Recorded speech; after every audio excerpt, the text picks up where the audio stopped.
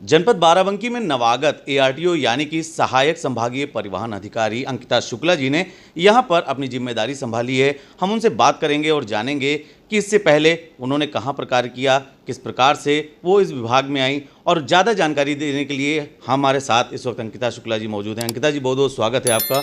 सबसे पहले तो हम यही जानना चाहेंगे कि किस प्रकार से एक बड़ी जिम्मेदारी, क्या आपका एजुकेशनल क्वालिफिकेशन है, किस तरह से आपने तैयारी की और किस तरह से इस विभाग में आप आई? जी, बहुत बहुत धन्यवाद। मैं बताना चाहूँगी कि इसके जस्ट पहले तो मैं लखनऊ में थी, लखनऊ में आरटीओ प्रवर्तन के रूप में कार्यरत थी और उसके पहले लखनऊ में आरटीओ प्रशासन के रूप में भी कार्यरत थी। और मेरी पहली पोस्टिंग ज़िला संत कबीरनगर में आरटीओ प्रशासन के तौर पर रही। 2015 में मैंने ज्वाइन किया था विभाग में और यूपी पीसीएस के थ्रू मेरा सिलेक्शन हुआ था। जो एग्ज़ाम ईयर 2013 था और जो सिलेक्शन का ईयर था वो 2015 था। तो बेसिकली 2015 में हम लोग इस विभाग में आए हैं। क्या एक बड़ा चैलेंज हो जाता है मैम बाराबंकी में तैनाती? इससे पहले आप लखनऊ में रहीं, चूँकि लखनऊ खुद एक राजधानी है लेकिन जो उससे सटे हुए जनपद होते हैं वहाँ पर एक ज़्यादा बड़ी जिम्मेदारी हो जाती। कैसे देख रहे हैं इस चैलेंज को? जी, चैलेंज देखिए, हर ऑफ़िस का अपना अलग होता है, हर ज़िले की अपनी समस्याएँ होती हैं। लखनऊ में रही तो वहाँ की भी कुछ समस्याएँ थीं, कुछ अपॉर्च्युनिटीज़ थीं, तो वहाँ के जो अनुभव रहे उसको भी मैं इस ज़िले में चाहूँगी कि उसका मैं लाभ उठा सकूँ। लेकिन बाराबंकी की जो समस्याएँ हैं, जो बाराबंकी की जो अपॉर्च्युनिटी है उसके हिसाब से मैं यहाँ काम करूँगी, तो मुझे लगता है बेहतर परिणाम होगा। एक सबसे बड़ा चैलेंज मैम यहाँ पर आते ही आपके सामने आ गया कि यहाँ पर कोई आरआई की तैनाती नहीं है, तो एक बड़ा बर्डन हो गया आपके ऊपर, तमाम जिम्मेदारियाँ पड़ गई। क्या इसके लिए तैयारी की गई हैं? जी, यहाँ पर आते ही मुझे पता चला कि यहाँ पर आरआई की कोई तैनाती नहीं है। जनवरी में कोई आरआई थे जिनका प्रमोशन हो गया और वो चले गए। तो मैंने पहले ही दिन अपने उच्चाधिकारियों को ये पत्र प्रेषित किया कि यहाँ पर आरआई कम से कम हफ्ते में 2 दिन के लिए तैनात किए जाएँ। तो ये क्योंकि आरआई एक ऐसी ज़रूरत होती है विभाग में कि जितने भी तकनीकी जो कार्य होते हैं वो उनके द्वारा ही संपन्न किए जाते हैं। तो इसके लिए मैंने अपने उच्चाधिकारियों को पत्र लिखा और अभी उस पे जो है ऑर्डर भी हो गए हैं। तो हफ्ते में 2 दिन आरआई के आने की अनुमति हो गई है। चलिए मैम, यहाँ पर आपने संभाला, कार्यालय में संभाला। अगर बात करें तो अमूमन उत्तर प्रदेश में आरटीओ विभाग के जो कार्यालय होते हैं उनकी एक छवि बन गई है, एक नकारात्मक छवि, चाहे वो मीडिया संस्थानों के माध्यम से देखा जाए। हमेशा एक वहाँ पर ऐसे शब्दों का प्रयोग किया जाता है जो कहीं ना कहीं गरिमा के विपरीत होते हैं।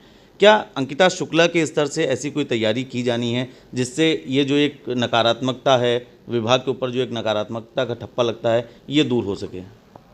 जी, देखिए, परिवहन विभाग जिस तरीके से लगातार डिजिटाइज़ हो रहा है, जिस तरह से सारी सर्विसेज डिजिटल हो रही हैं, हो सकता है कि पूर्व के वर्षों में मैनुअल इंटरफेरेंस की वजह से ये चीज़ें आई हों, लेकिन लगातार डिजिटल सर्विसेज देने की वजह से लाइसेंस का पूरा सेक्शन ऑनलाइन हो गया है।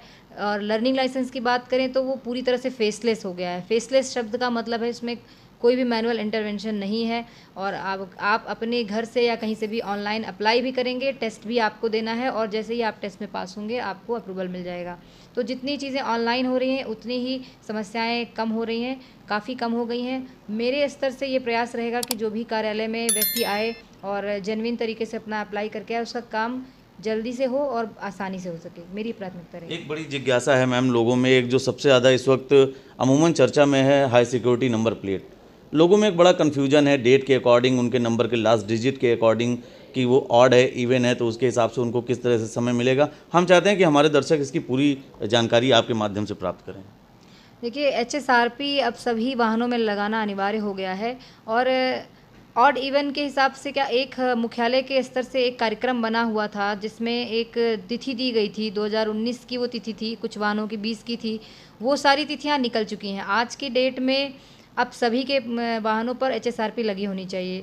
इसको लेकर लगातार हम लोग जागरूक भी कर रहे हैं। तो जिनके भी वाहनों में एचएसआरपी नहीं लगी है उसको शीघ्र लगवा लें। अपने मैन्युफैक्चरर से, अपने डीलर से संपर्क करके आप इसके लिए आवेदन कर सकते हैं। डीलर के थ्रू करेंगे और वो मैन्युफैक्चरर को भेजेंगे तो एचएसआरपी लग जाए। क्योंकि अब इस पर अभी पिछले हफ्ते ही कार्रवाई के लिए भी अभियान चलाया गया है जिसमें चालान होता है और इसका 5,000 का जुर्माना होता है। तो मैं नहीं चाहती कि किसी भी लोगों को ये जुर्माना भुगतना पड़े। तो एचएसआरपी सभी वाहनों में लगाना अनिवार्य है और अब उसकी समय सीमा समाप्त हो चुकी है।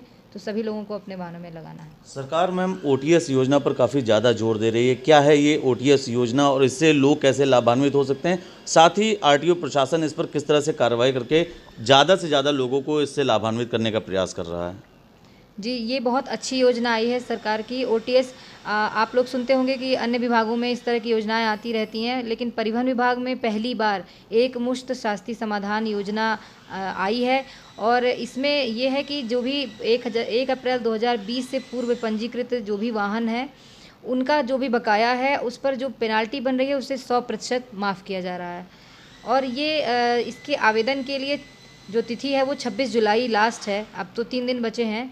तो इसके लिए मैं चाहूँगी सभी जो व्यावसायिक वाहन स्वामी हैं कि इसका आवेदन करा लें और उसके बाद वो अगले 30 दिन में अपना टैक्स जमा कर सकते हैं। इसे किश्तों में भी जमा कर सकते हैं, एक बार में भी जमा कर सकते हैं। तो ये बहुत एक सुनहरा मौका है, स्वर्णिम अवसर है। हम लोग इसके लिए प्रचार प्रसार कर रहे हैं। आप लोगों के माध्यम से, मीडिया के, प्रिंट मीडिया के माध्यम से चाहते हैं कि ज़्यादा से ज़्यादा लोग इसका लाभ उठाएँ। एक महत्वपूर्ण बिंदु आ जाता है मैम राजमार्गों का, और देखा जाए तो सड़क पर दुर्घटनाएं बहुत ज़्यादा होती हैं और तमाम हमेशा ऐसी शिकायतें मिलती हैं कि परिवहन विभाग लाख प्रयास कर लेता है लेकिन रोड के किनारे वाहन खड़े होते हैं। और तमाम ऐसी बाराबंकी में भी घटनाएं हो चुकी हैं जिसमें कई लोगों की जान चली गई। करीब करीब यहाँ पर 3-4 घटनाएं अभी हाल ही में ऐसी हुई हैं जो प्रदेश स्तर तक सबको झकझोर के उसने रख दिया। इसके लिए क्या बेसिक रोड मैप तैयार किया है प्रशासन ने और किस प्रकार से कितनी कड़ी कार्रवाई करने जा रहा है? जी, बिल्कुल सही आपने कहा कि लोग जो है सड़कों पे गाड़ियां खड़ा कर लेते हैं और भी तमाम तरह की अनियमितताएं जो होती हैं जिसकी वजह से सड़क दुर्घटना होती है। इसको लेके सरकार बहुत गंभीर है। माननीय मुख्यमंत्री जी के निर्देशों के क्रम में पिछले महीने पूरा सड़क सुरक्षा माह मनाया गया और उसमें सभी विभागों को शामिल किया गया, पुलिस विभाग, प्रशासन, अन्य सभी विभागों को शामिल किया गया। तो उसका ये एक स्पष्ट मैसेज था कि सभी लोग आपस में मिलके इसे कर पाएंगे, क्योंकि सड़क सुरक्षा कोई एक ऐसा विषय नहीं कि किसी एक विभाग का विषय है, बहुत ही महत्वपूर्ण है। तो क्योंकि जैसे कि आपने बताया कि सड़क दुर्घटना का कारण जो मानवीय भूल तो होती है, लेकिन सड़कों का निर्माण, सड़कों की जो संरचना होती है वो भी इसका एक कारण होता है। इसलिए PWD, NHI और जितने भी विभाग संबंधित है, सब लोगों ने मिलकर पिछले महीने काफ़ी सक्रियता से काम किया, बहुत सारे कार्रवाइयाँ भी की और जागरूकता भी किया। और ये निरंतरता में चलना चाहिए और चलता रहता है, क्योंकि जिला स्तर पे सड़क सुरक्षा समिति होती है, उसकी बैठकें होती हैं, मंडल स्तर पे भी होती है। तो ये ऐसा मुद्दा है कि हम सारे विभाग अगर साथ मिलकर करेंगे तो इसके बेहतर परिणाम आएंगे। मैम अंतिम बात हमारी यहाँ पर कि तमाम दर्शक और बाराबंकी के तमाम लोग इस वक्त आपको देख रहे हैं, ऐसी कौन सी अपील आप जनमानस से करना चाहेंगी या ऐसी कौन सी बात उन तक पहुँचाना चाहेंगी जो समाज के लिए अच्छी हो, जो लोगों के लिए अच्छी हो, जिसका एक स्पष्ट सकारात्मक संदेश भी जाए? बिल्कुल, ये बहुत अच्छा है कि मैं आपके माध्यम से ये जो भी बाराबंकी की जनता है, हर कोई गाड़ी चलाता है, चाहे 2 व्हीलर हो या 4 व्हीलर हो। तो सबसे पहले तो मैं यही अपील करना चाहूँगी कि अगर सड़क पे चल रहे हैं तो सड़क के जो चलने के नियम हैं उनका पालन करें। अपनी सुरक्षा आपके हाथ में है। हेलमेट का प्रयोग करें अगर 2 पहिया चला रहे हैं, सीट बेल्ट का प्रयोग करें अगर 4 पहिया चला रहे हैं, और जो भी गाड़ी के कागजात होते हैं, जो भी मानक होते हैं, उसको पूरा करके चलें।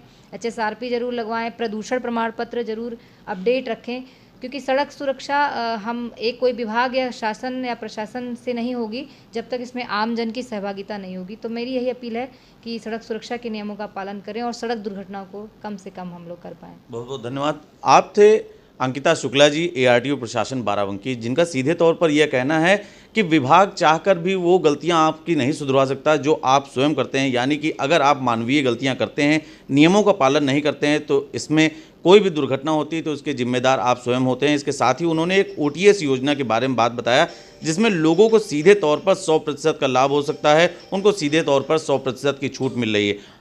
तो आप सभी देख रहे थे द कैमरा 1999। RTO विभाग से जुड़े और भी जो सवाल हैं वो आप हम सभी से पूछ सकते हैं। हमारा प्रयास रहेगा कि हम ARTO प्रशासन के माध्यम से उन सवालों के जवाब आप तक जरूर पहुंचाएं। जनपद बाराबंकी से द कैमरा 1999 के लिए नितेश मिश्रा।